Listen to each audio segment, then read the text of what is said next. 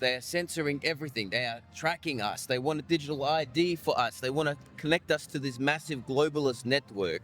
And they're denying it, of course. But if I catch your hand in the jar and I think you're going to steal a cookie, that's not a conspiracy theory. You've been caught red-handed, all right? And this is what they're doing. Yeah, this is killing democracy right in front of our eyes. And the thing that hurts is that, and it affects me too. And I've been sort of very low energy lately. I mean, the coffee might help, but only for a little while.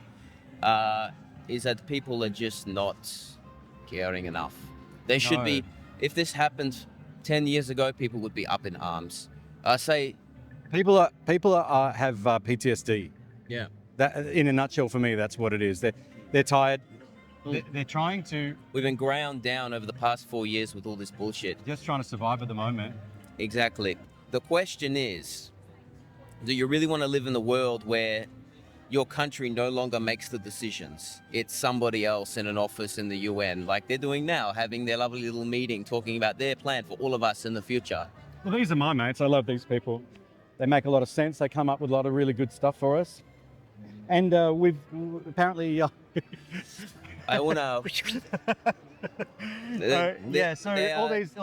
unelected, they're private companies. Everything is so corrupt now. I'm not sure that elections are a way to get out of it. What do you think might be a way to get out of this? Does voting mean anything? And I would say it does. I actually believe it does. There's a man who once said, make it too big to rig. And an example of that is Nayib Bukele of El Salvador. Now, if you want to talk about rigged, corrupt elections, South America, it's unscrupulous. You'd think that the Latinos, they would have given up on voting by now, but they don't. They have this poison called hope that is like Roundup to the weeds of totalitarianism. When people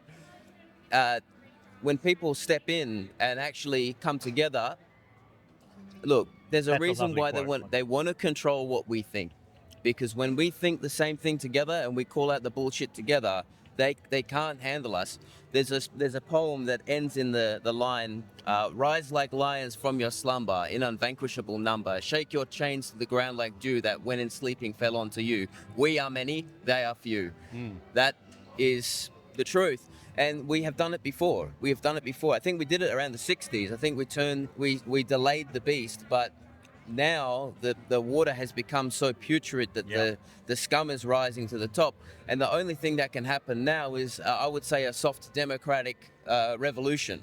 Well, that's what I think as well. However, there was a big protest in Canberra. Yeah. A little while ago. Yeah. And the federal government used sound weapons on the people there and injured them with sound weapons. So my only worry is that we all get up on the streets, that these absolute despots who call themselves democratic will get out there with their sound weapons and whatever else they can. If I can't hear myself, I think I'll shout even louder. Okay. Yeah. Then we'll fight in the shade. Sure. I think these weapons actually damage you. They don't just affect your hearing, yeah. You know, but I don't know that much about them, but I know they were used by the absolute diabolical people. There's that word again in Canberra. They used metal weapons at Gallipoli. They did. They used better weapons in World War II when our ancestors went over there and they fought and they bled for this country, for these very ideals that are being challenged right now. Yeah. And to be honest, I feel a little pathetic because I don't have an army to join. Sure. Because, like, I would be the first I wish I could join the army with good conscience and defend my country. The war, but there isn't a war like that, is there? This army is not defending our country. It's BlackRock Army. Yeah. Right? It's not Australia Army. No, everyone in the country got injected. Yes. I'm anti-vax. Yeah. With the army going in there and making people get injected. Yeah. Right? So they're the absolute antithesis of protecting people. So it's on us to basically form our own movement. I mean, we got to...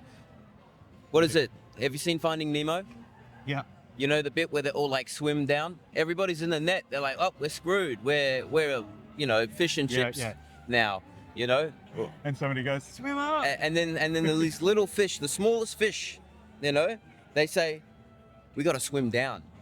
Swim down. Oh. And they go, tell everybody to swim down. And all the fish go swim down, and they all start swimming down, and they break that boat. And I reckon we can do the same thing. We're all in the net, man. Don't get me wrong, but that's the best place to start. But I think that what is important is that we sort of form a bit of a network, especially if they're going to try and clamp down on information. Sooner or later, we're going to have to do it the old-fashioned way. Well, we're going to have to come up with our own network as well. Exactly. We're going to basically turn our backs on the government. Yeah. And come up with our own banking systems, our own everything, because they just want to strip us of everything and send it to Ukraine, and I'm just not doing it anymore. I already liked you before, but I like sweet. I like you a lot more now. Sweet, I thanks, think bro. you're pushing it to the limit there. I like this. Yeah. Yeah. Well, we only got one shot at this, right? Yeah.